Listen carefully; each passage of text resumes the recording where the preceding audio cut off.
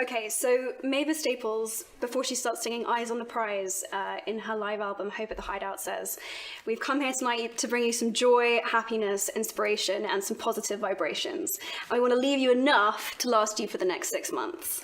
And seeing your play was like that for me. Oh, bless you. It really was. It's like I've been hyped for like 4 months straight. You just won my heart just by quoting Mavis Staples. My goodness, how great. I was listening to the album recently and I was like, that is what Hamilton is like for me. Like, it just gave me, I don't know, just like energy and hope and nourishment for just ever since I saw it. So it completely blew me away, and that's what great art, I believe, should do. So it's been like this phenomenon in my life. Anyway, I'm going to stop fangirling on you, but please don't. No. Okay, I'll sustain it a little bit. But so we were doing this thing with the Public Theatre, and we were in New York for the Great Oscar Eustace. Yes, and for International Women's Day, and so it just seemed perfect to talk to you about the play. So thank you so much for doing this. Oh, it's my pleasure. So for those of us that aren't lucky enough to be in New York here to see the play, and it's almost impossible to get a ticket at the moment, could you give us like a 30 seconds, like highlight reel synopsis? Yeah, sure. Hamilton is the story of our nation's first Treasury Secretary, and it's as sexy as it sounds. I'm past patiently waiting, I'm passionately smashing every expectation, every action's an act of creation. I'm laughing in the face of casualties of sorrow. For the first time I'm thinking past tomorrow. It's about Alexander Hamilton. He's the dude on the $10 bill who had an amazing, tumultuous, unlikely American life. And I knew nothing about him until I picked up Ron Chernow's biography of him one day on vacation, and just felt like it was the proto-American immigrant story. Before there was an America, this guy sort of came here for a better life and managed to make one. It's also, in a weird way, a love letter to writers. This is a guy who wrote his way out of his circumstances, wrote his way into power, and also wrote his way to ruin, blew up his own spot, and caught beef with all the other founding fathers. And the music I use is all the music I can get my hands on. Yeah. So it's hip hop music, and it's R&B music, and it's Beatlesque music for King George. Yeah. But it's our goal is to eliminate any distance between a contemporary audience and this story that happened over 200 years ago. Yeah, I mean, I think that's why people are so psyched about Hamilton, is that you just kind of blast through every expectation and tradition. You know, you use music that would be seemingly incongruous with the time, but that is so perfect as a way to express these ideas.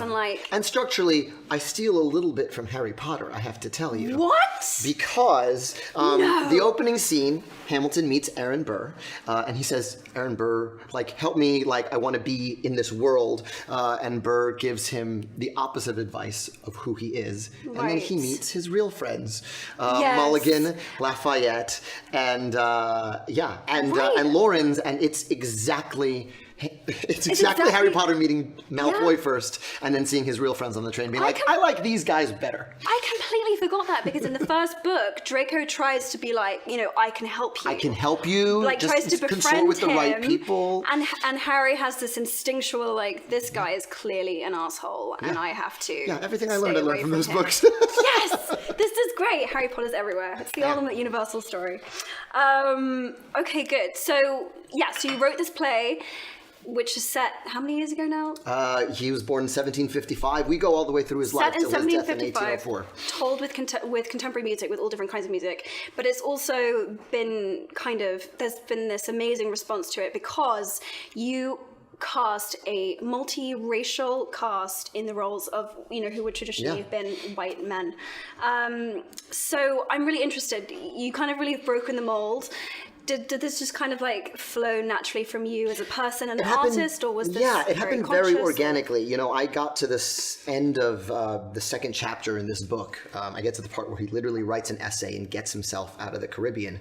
And I said, this is a hip hop story. So even in my first read through of the biography, I was casting hip hop and R&B artists in my head. I was never picturing the literal founding fathers. We know what they look like.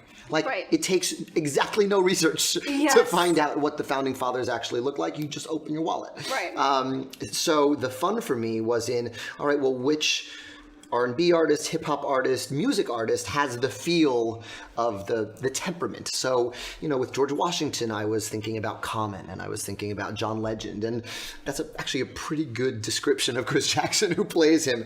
When I read the name Hercules Mulligan, I thought that's the most Busta Rhymesian sounding rapper name. It is such a great name. So good. So I wrote it as if Busta Rhymes was in my head, and so Tommy Kail just sort of took that and extended it and really said, this conceit just allows us to eliminate the distance even more, because if it doesn't look like a John Trumbull painting from the 1700s, then we can find our way into it in a way that makes it much more accessible than if it was just sort of a period piece. Totally. Well, again, that was what was so cool, is that, set hundreds and hundreds of years ago, but I kept seeing our time's topical issues that I was seeing in the news, just so reflected in what I was seeing on stage. And that's what I fell in love with when I was writing it too. I was like, we've been fighting about the same things forever. It's no accident that we're still fighting about how much is the government involved in our lives, which is what Jefferson and Hamilton rap battle about in my show. It's no accident we still fight about how involved do we get in the other countries' affairs, which is, in our rap battle, it's the French Revolution, do you get involved in the French Revolution but is still just applicable to any foreign venture the United States has, and it's also no accident that. Everyone who dies in our play dies as a result of gun violence. That's the other thing that is in the founding of our Constitution that we can't seem to get right. But is, plagues even our show, much less our country. Yeah, and also who's an American, who gets to live here, who's a true American, what does that mean? Absolutely. All of that stuff, I was like, wow, this has everything. Jefferson was using immigrant as a way of denigrating Hamilton way before Trump ever entered the scene. Came anywhere near any of this stuff. It's so great. It's difficult for me, obviously, not to look at it through the lens of HEFORSHE and the work that I'm doing, and Angelica and Eliza and the sisters are clearly amazing for that. I'm trying to find. So she says. Angelica raps, "You want a revolution, I want a revelation. So listen to my declaration. We hold these truths to be self-evident that all men are created equal. And when I meet Thomas Jefferson, I will compel him to include women in the sequel." Work. It's so good. I love it so much. I just pictured a million teenagers making gifs of that moment. Me rapping? Yeah. Yes. Oh god. It's the best. I'm so not a rapper, but it makes me want to learn to do it because she's so badass, and it's such an amazing way to express ideas. Yeah, and I think one of the sort of the things that Ron writes about in his book that I sort of expand in the show is this notion that if Angelica Schuyler lived in a different time, she'd be one of our founders. Totally. And she meets everyone who met Hamilton and Angelica together thought, well, they're the married couple, right? Because they were so soulmates. They were intellectual soulmates. Yeah. And the letters they write back and forth. I mean, she's desperate for news. She's in London, and she married a rich British banker, moved to London, and her letters she actually also corresponded with Jefferson. Really? Yeah, and it's actually pretty amazing because Jefferson's trying to flirt with her, and she's not having it. He's like, he's in Paris while she's in London, and he's writing her this letter to the effect of, I'm paraphrasing, he's like, yeah, we should go to America together. We could take the boat over together. And Angelica goes, oh yeah, that sounds really nice, except there's my loyalties lie elsewhere, basically. Amazing. She's like, hashtag Team Hamilton. Hashtag I'm on somebody else's team. So she did meet Jefferson. That's so funny. Yeah. Oh, she's so cool. So I'm interested though, because you've included these really political things in your play, and I'm interested, do you think that storytellers have a responsibility to drive us forward as a society, to encourage us to perceive things in new ways? And if you do, does this ever weigh heavily on you? Do you ever feel like that's a responsibility? No, I'll tell you the way I think of it. I think storytellers can't help it. Your worldview affects what you see in the work, and it affects what you make. Right. Anything that's political in Hamilton's story is inherent in Hamilton's story, at least the way I know how to tell it. Yeah. And so I think the notion of Hamilton as an immigrant story, maybe another writer would not have seized on that as the through line. That was definitely my way in. Yeah. Having parents who were not immigrants, they were born in Puerto Rico. They came to New York. My dad didn't speak a word of English when he came here, and he came here to get a better life. So I'm familiar with that story, that immigrant narrative of like, we're going to come here and we're going to do the jobs no one else wants to do, and we're going to work twice as hard. And I recognize that in Hamilton. So that's what comes out when I write him. Someone else may have a totally different version, but I really try not to think of writing as a burden at all. My job's to fall in love, because it's got to sustain me. This show took 6-7 years to write. It's got to sustain me for 6-7 years. And so, the politics inherent to the show are just what come out of me when I write about this thing. And it's also, but it's really about being inspired and being in love. Like, there are a million biopic, biomusical worthy subjects, but if I don't know the way to tell it, I can't tell it. So if it starts to feel like a responsibility and it feels like homework, I mean, I know you love homework. I love homework. I don't love homework. I need it to feel like a love affair. It can't feel like homework to me. No. But that's sort of how I approach it. So kind of what you're saying is that art is just incredibly personal. It's just like everyone will read the same thing a different way, will experience it differently. And I think the ultimate way in which art can be political is that I think it engenders empathy, which is the thing that politicians can't seem to do. They can't do. If you feel like you know someone because you've spent 2 hours chronicling their life in a story, or you've seen some movie that gets you under their skin and in their heart, like, you can't dismiss them as other anymore. No, do you know what I mean? It's so true. I talked about this yesterday when I was talking to Forrest Whitaker, just saying that, like, once you've seen a movie that has just opened you up to somebody else or in a different perspective, you can't unsee it. That's right. That's it. You're done. You're changed forever. You can't go back. You're changed. And that's what's so amazing about art and movies and plays and things. So, still on the topic of just awesome womenness, Renee did this awesome rap, which I know that you co-wrote, for the BET Hip Hop Awards cypher. Wasn't she incredible? It was so good. Yeah, she's the best. So she said, I came to represent the ladies of our history. We know the founding fathers, but the mothers are a mystery. That's right. So, in your play, it's really interesting because Eliza chooses to erase herself from the narrative when she discovers Alexander's affair. But a lot of women just have been erased from history, where often, you'll read quotes that's like anonymous. And normally that was a woman, or we've seen so many women have to write under pseudonyms, under male names. Even Jo Rowling, who wrote Harry Potter, insisted, or those great Cormoran Strike books, they're so good. I know, so good, but said she wanted to be JK because there's so many kind of like irritating things that hold women back when they become a female writer or a women writer or whatever that even means. So I'm really interested, how do you think that women and men can reclaim women's history and the narratives and perspectives of women? And you did this in Hamilton. You essentially had to create these stories for women because there's just less. Yeah, there's not a definitive Pulitzer-winning Schuyler Sisters biography. No. There isn't. We had to go. I had to go and do the research, and I relied on Ron a lot. And to me, one of the most moving things about Hamilton's story is that it is cradled by his wife's story. Yeah. She's the one who brings it to us. Yes. And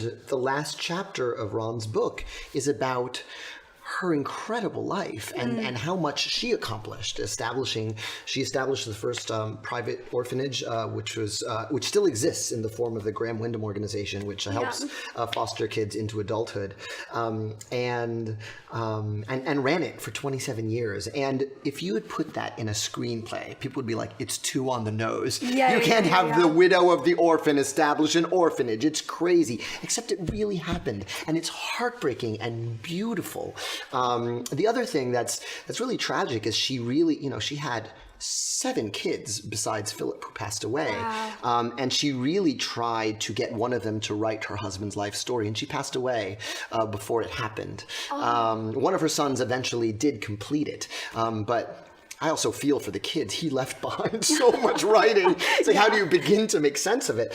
But, you know, that was her thing, was please tell my husband's story. She was so selfless in that way that women are so often asked to be and so often assume, as opposed to my story being told, as opposed to the woman's story being told. But I found her story incredibly moving. That's why we end with her. Yeah, which is great. And it's so true. I think there's this perception that women are inherently, biologically more selfless and giving, and we just do that because we're women and that's how we are, which is such a shame, because A, we don't get the credit that we deserve as human beings for being so courageous and doing that. Absolutely. And B, it just like, it removes the decision, it removes the agency out of it. It takes the choice. Yeah, I feel really lucky. I grew up in a house with really strong women. My mom's a psychologist. She was a teacher. She was getting her master's when I was born, and then she's a psychologist. And she was, you know, she had a private practice in our house. So it was like, mom's working, we have to sneak around the patients and like go home.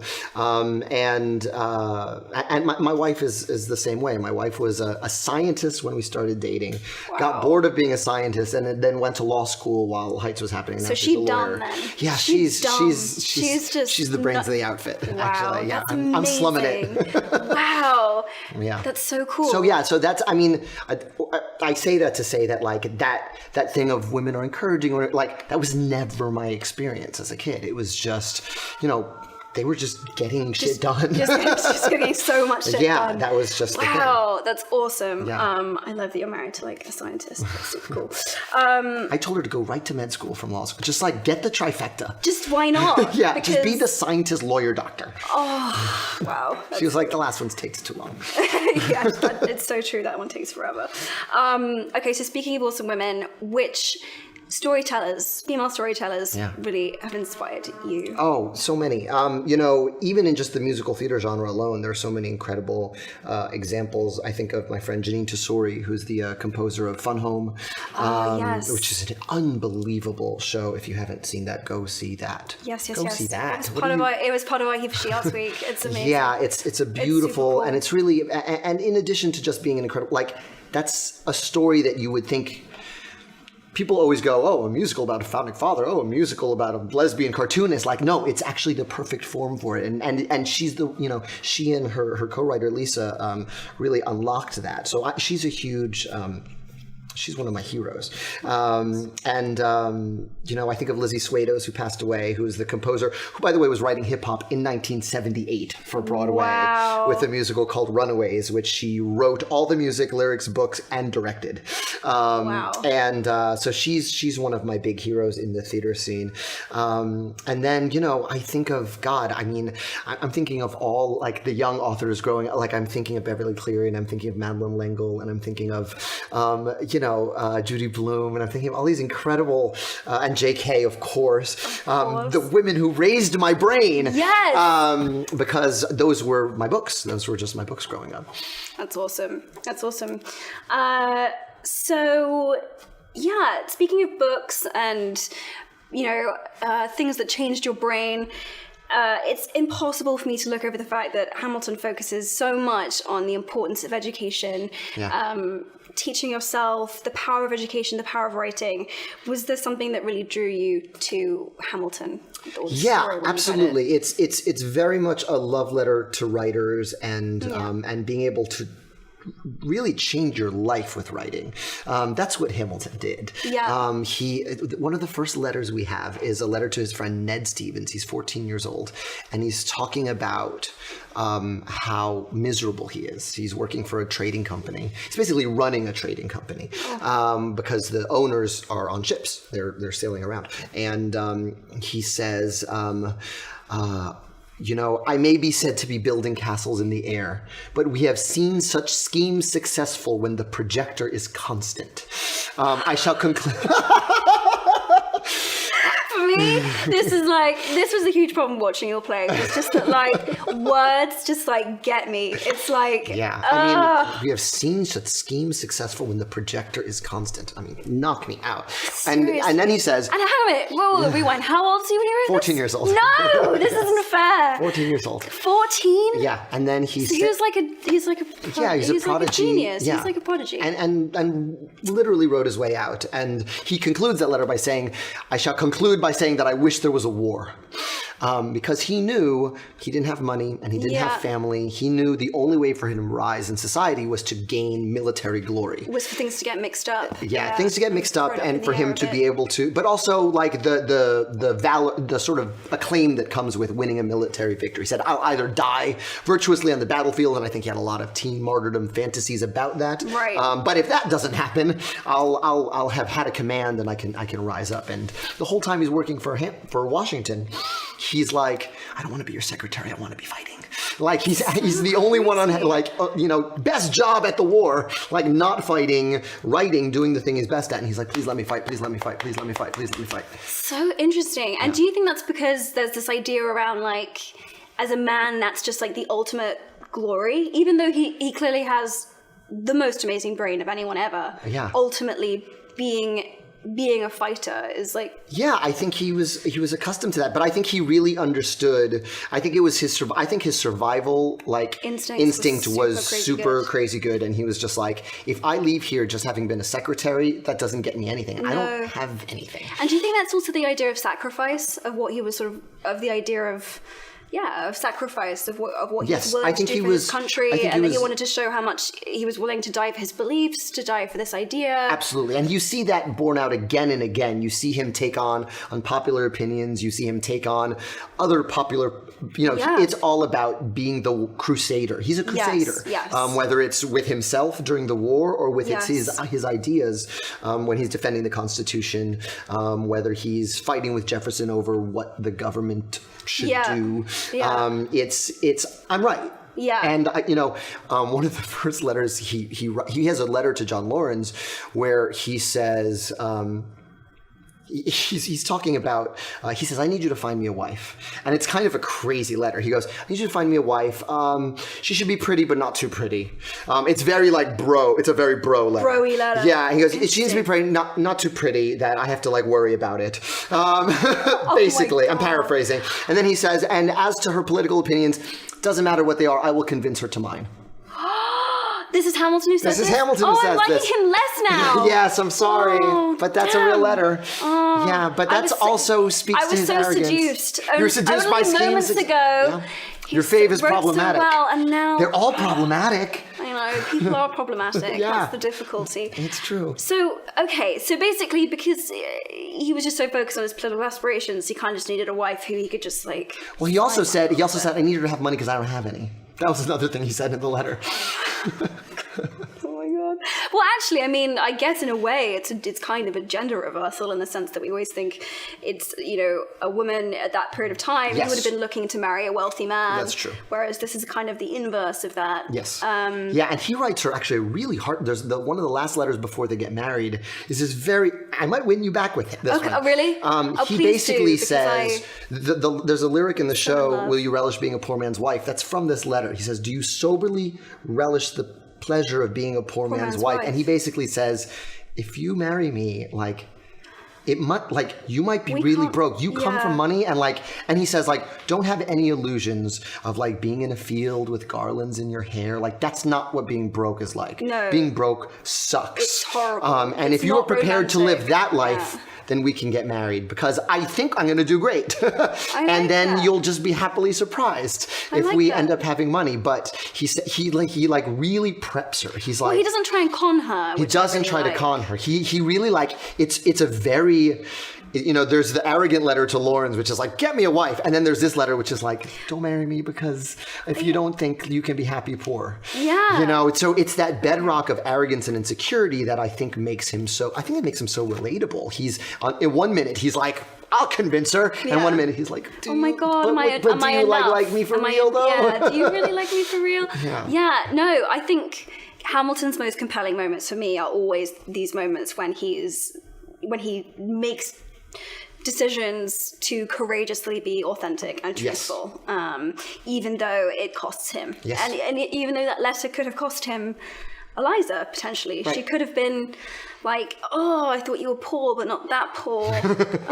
Actually, maybe I'm not so into this anymore. So did Hamilton just like read everything he could get his hands on? Yes. That's how he self-educated. Yeah, he self-educated. Just read everything he actually had a teacher on the island. I'm fuzzy on it because I haven't read it in so long. But he actually went to a Hebrew school on the island, so that was some of his early education on the island. Then he came here with the hopes of being a doctor. He applied to what would become Princeton, but asked to like accelerate his studies, and they said no. Right. That's what we reference in that opening song. Yeah. And Burr actually did go through Princeton in like 2 years when he was like 13 years old, but his dad was president of Princeton. So that's gonna be helpful. Again, in that... Malfoy, Yes. Harry Potter. But Seriously. so he went to a school that would allow him to study faster because he also felt behind. He sort of like landed he was here behind. always So he was like, trying to catch up. I'm smart. Can I graduate faster, please? Yeah. Let me just get this over with. Yeah, that's crazy. Yeah, but the importance of education it was so key for him. Even during the war, he's reading books on monetary policy in the event that we win the war. Because one of the things he learned, and this was actually a song I cut from the show, there was a song called Valley Forge I cut where he just talks about how their money's worthless because the British money is worth something and America bucks aren't a thing because they're colonies. Yeah. And so the irony of them fighting for American independence while the British soldiers can afford supplies and food and lodging and the Americans can't. Right. Because their money's worthless. So it hurt me to cut that song for the simple reason that monetary policy is not an abstract thing for Hamilton. He almost died. They almost starved to death. There were untold American casualties that winter because they were starving and they were freezing. It wasn't because of fighting. No one was fighting. Right, they were just dying. Yeah, they were just in a field freezing to death. So having money that's worth something is actually a life or death thing in his brain. Yeah. So when Jefferson is like, this pamphlet, thing's who too long. Yeah, who cares about financial We just want to be policy? farmers. And That he's sounds like, so boring. you will care. You will care because it might mean that you make it or you don't. Yeah. Yeah, that's awesome. So to switch topics slightly. So, obviously you've been asked by lots of different members of the media and journalists about gender blind casting for Hamilton, and you've said that you'd be down, other than that it'd be difficult to change some of the vocal ranges on some of the songs, but conceptually you like the idea. Absolutely. And I think there's going to be so many Lady Hamiltons once this thing is in schools and in regional productions, and that's great. Like, again, I do theater because I fell in love with being in the school play in high school. Yeah. And I also remember the inherent unfairness. I remember directing West Side Story and girls trying out in a 9-to-1 ratio and being like, this sucks. Yeah. This sucks that like there's 2 great girl parts. And this show's a masterpiece and that's why I'm directing it, but like this sucks. Yeah. So, when Heights started getting released to school groups, and I started meeting people from all girls schools who were like, I was Usnavi, like girls being like, I was Usnavi. I'd be like, that's awesome. So that's going to go gender blind into the world, because we want this to be the best school play ever. Yeah. We want the people who want to do it to do it. Yes. And the other thing that I kind of continue to think about, and I have time to think about it, is finding ways to take the sort of really color conscious casting we've done and extend that into the school life, because it's so easy for a drama teacher to sort of just cast the kids who always audition, which aren't always the kids of color at school. Yeah. Because there aren't parts for them, and so they think, why am I going to be in My Fair Lady? Yeah. You know what I mean? Oh, I'm interested. So I didn't know this about you. I was researching for this interview. You worked on West Side Story. Mm-hmm. You translated it into Spanish. Yeah, I translated the sharks into Spanish.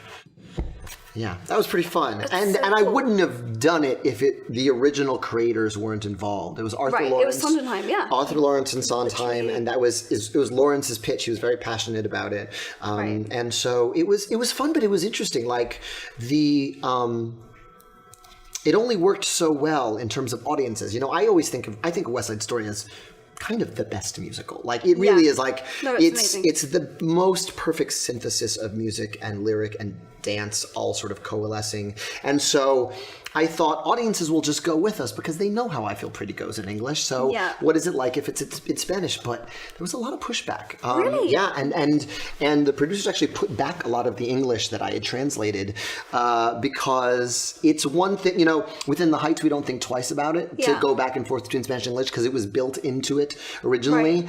But messing with a classic comes with its own sort of pitfalls. And so people really pushed back. There were people who really liked it, and there were people who were like, can you just sing I Feel Pretty? Like, I love I Feel Pretty. Don't So I sort of learned the lesson of like messing with a classic. Even though I had the blessing and was working with sort of the creators of the thing, it was an interesting experience. So you worked on West Side Story, you worked on In the Heights, which I absolutely loved that musical too. Yes, and you just wrote music for the new Star Wars. So you've worked on so many different kinds of things, and I'm interested when I look at those pieces that you've dabbled in as a theme, like masculinity and what that really means seems to connect a lot of the pieces. I guess you're right. Look at that. Oh, I love it. I'm telling Lin-Manuel something new about his work. That makes me super happy. So I'm interested, within different cultures, do you see like perceptions of masculinity and what being a man should be? Do you see it differently within different cultures? And sometimes it's funny what they are. Like, I remember, you know, I was a vegetarian until I was about 13 years old. No way. Not for any political reasons. It was a like tactile thing. I didn't like the feel of chicken. I just didn't like it. And so my parents both ate meat, and they were like, all right, we got to get protein in you another way. And so I ate a lot of eggs, which I didn't mind. And I ate a lot of fish sticks covered in ketchup, I guess. But then puberty hit and like a switch flipped. And I went, oh, meat's great. Like, I don't know what happened. It was really biological, but I will tell you, my very old school Puerto Rican grandfather kind of looked at me like my whole childhood was like, he doesn't eat meat. I'm worried about him. He's not a real man. Like, I'm worried about him and he doesn't eat meat. That somehow was the marker of manhood. Interesting though. And then I started eating meat. I had my first filet of mignon with him at the Ponderosa Steakhouse in Puerto Rico. And he was like, oh. And you got male approval. Yes. You got to sit in the man and I was box. like, what the hell does meat have to do with anything? But in Puerto Rican culture, I learned as a child, unless man, meat equals manhood. Man. Yeah, so that's like one weird sort of quirky one that I experienced firsthand. That's really interesting because I have guy friends who are very environmentally conscious, and there's so much talk at the moment right now about the fact that red meat is such a big contributor to greenhouse gas. It's like the number one, bigger than anything else. So if we just ate less red meat, we would instantly kind of reduce emissions. But for him, even though he's like super into this stuff, he's like, I'm a man. I eat red meat. I can't divorce the two. I've never understood the meat man. Me neither. Correlation. It's very confusing. I know a lot of ladies who really like meat. Yeah. It's just delicious. Yeah. And like, it's so funny that that's become a thing. I don't know what that's a holdover from, but maybe, it's a thing. I don't know. Yeah, it's interesting. Okay, so that's a And then thing. also, the other thing is like, I'm a straight guy who writes musicals, Yes. which is... Oh, that's interesting. Do people think that you have to be gay to write a musical? Is that like, have you ever heard that? Yes, it's a little bit like being a white NBA player.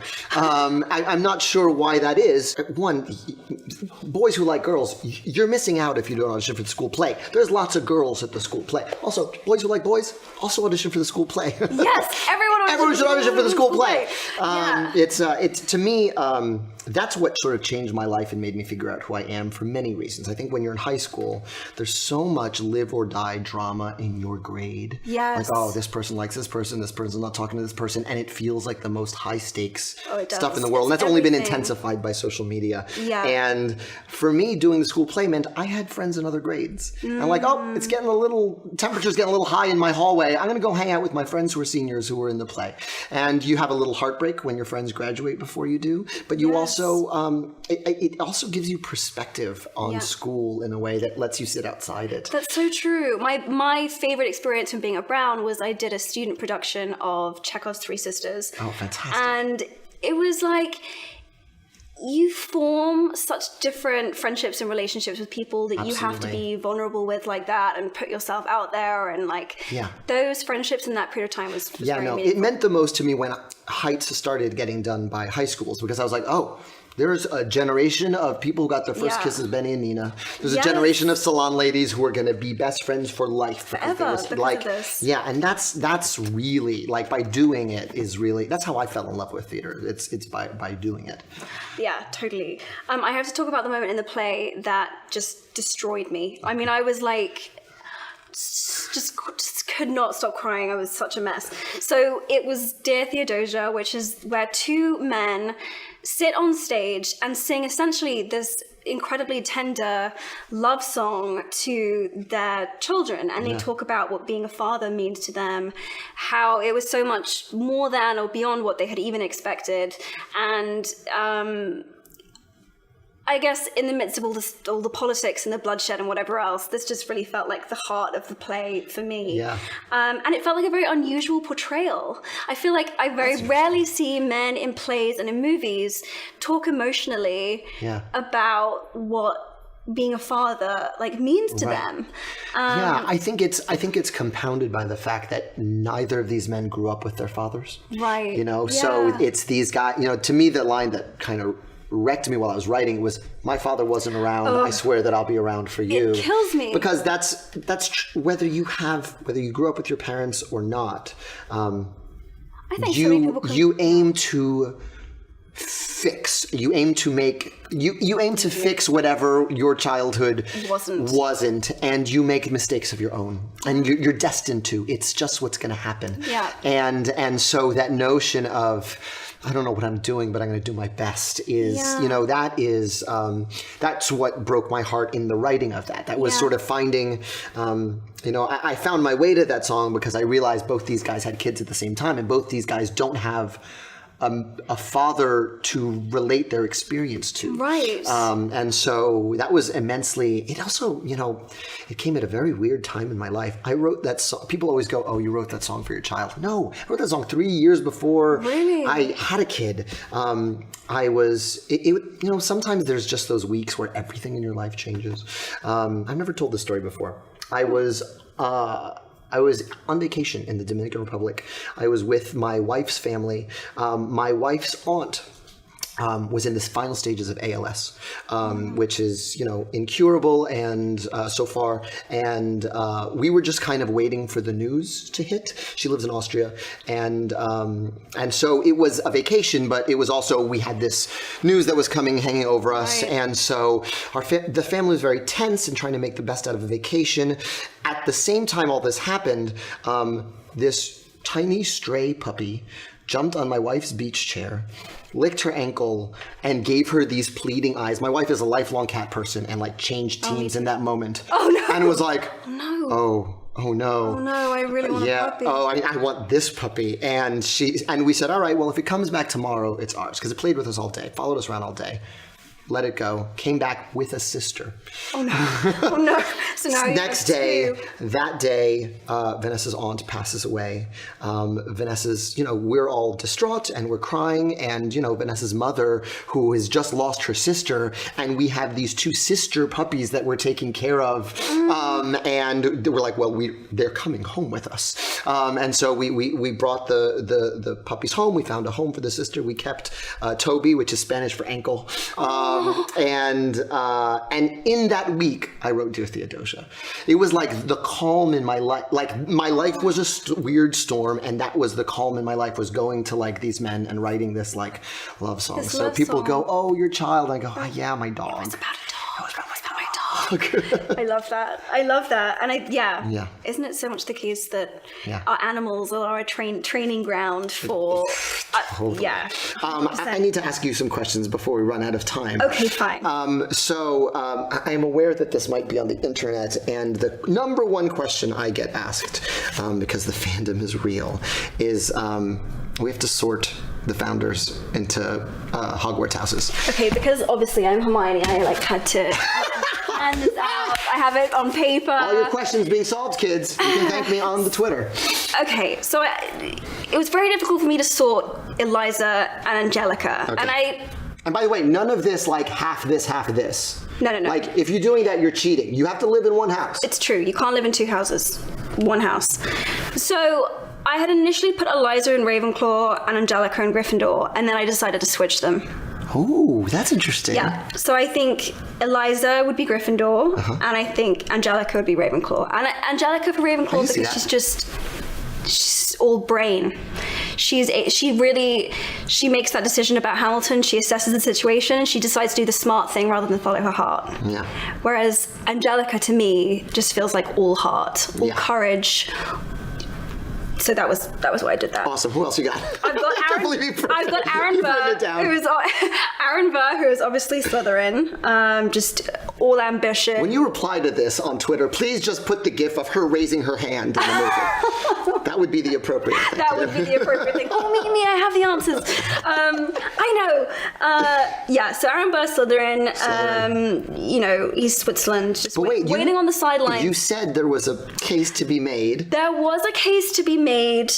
There was a case to be made for Hufflepuff. I love it. And there's a case because I feel like as a young man, if Aaron could have grown or developed, or like he could have, but he kind of, he could have developed, but he didn't. So Slytherin. He could have gone in Hufflepuff's direction, but didn't. Hamilton, Gryffindor. Yeah. For me, he's all authenticity, all courage, all authentic. And I will tell you the one thing that backs your argument, and then I'll tell you what your co-star said, which was different, was that in as a soldier, his nickname was the Little Lion, which is the Gryffindor. This makes perfect sense. Yeah, but I asked Daniel Radcliffe when he came to the show. I said, "So please sort Hamilton into a house." And he went, "Ravenclaw, definitely." Why though? Like that quickly. But why? I don't know. I know he said. Call him about this. Yeah. Okay. Well, I'm going to ask him that. Okay. Well, I have to ask you 2 very quick things. Okay. One quick thing. One of my favorite lines in the play is when Hamilton says to Aaron Burr, speaking of Slytherin, "If you don't stand for something, what will you fall for?" Yeah. And I just love that because it's so emblematic of the idea that being on the sidelines is a decision. It's not like you can just, because it allows, even if what's happening around you isn't in line with your personal beliefs, by not actively standing against it, you're allowing those things to continue. Yeah, I remember for Martin Luther King's birthday this year, I was asked to read a speech, and there was a quote that has been resonating with me even today, which is, "There is such a thing as being too late." Yes. There is. And that is that's something that's really true, and that's something that we play with Hamilton and Burr. In terms of when do you act, when do you keep your opinions to yourself? Yeah. When do you keep your cards close to your chest? Hamilton couldn't help himself. He couldn't. And he wears his heart on his sleeve like I do. Where I have to and the tragedy in the way we tell it is the time Burr acts and Hamilton doesn't, one kills the other. They're not static over the course of the show. They change. Like Burr becomes more in his expression for power and his expression for political mobility. Yeah. He becomes more Hamiltonian. Yeah. And Hamilton, through tragedy, sort of retreats. Yeah. Do you see yourself in Hamilton? I see myself in all of them. I see myself in Angelica. It was great fun being Angelica. I mean, the fun of writing is you get to be all of them. You get to be everyone. You get to be all the some of these songs, that would be enough. I'll tell you another very personal story. I wrote that song, probably the fastest song I wrote for the show. I wrote it in 45 minutes. Eliza needed to say it. I had another song I was trying to write, and then I was like, oh, Eliza needs to say this now. And I wrote that song, and I played it for my wife, tears running down my face. And she looked at me because she is not in the business, and she goes, oh, is that what you wish I would say to you? Is that what you wish I would say to you? And I go, no, it's what I say to you. I mean, it's actually my letter to her. So HEFORSHE. Okay, that's amazing. Everyone should read the lyrics to that song. Okay. But yeah, that's actually my love letter to my wife. That's that makes me like you a lot. That's great. I'm gonna go listen to that after this and like just cry. So other than this, I have to ask, you're an amazing freestyler. Yes. You can just do this. You're an amazing beatboxer. This is great.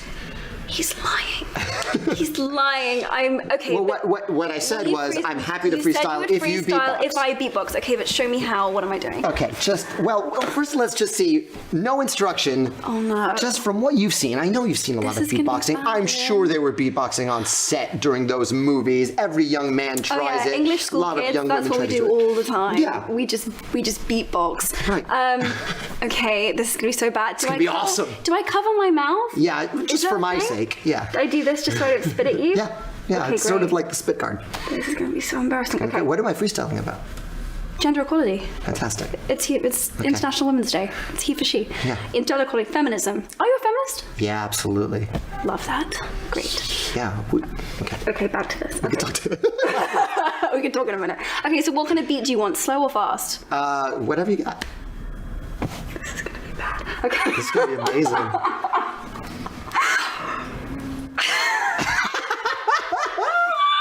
Okay. Perfect. Yeah. Yeah, it's Lynn, and I have to laugh. How can we not be equal? We're like half. Like women are like half of the people on earth. And yes, they should have been equal since birth. That means all day, every day, equal pay, every way. Okay, are we really okay? Oh my gosh. Yo, this beatboxing is fantastic. Beasts, where to find them. Yo, I'm drastically changing the narrative. Look at it, you kept going. And oh my gosh, I love watching this keep flowing. Holy cow, this is such a meme. Thank you. This is the Beatbox Dream Team. I'm so embarrassed right now. Wait I'm that- literally the color of like a tomato. I'm so red. That was amazing. Oh my gosh, thank you for having me. Thank you. That was the best ever. Yeah, thanks. Oh, I love you. Thank you. Beatboxing. Everyone go see the play. And no one ever asked me to do that ever again. These are the lengths that I will go to for gender equality.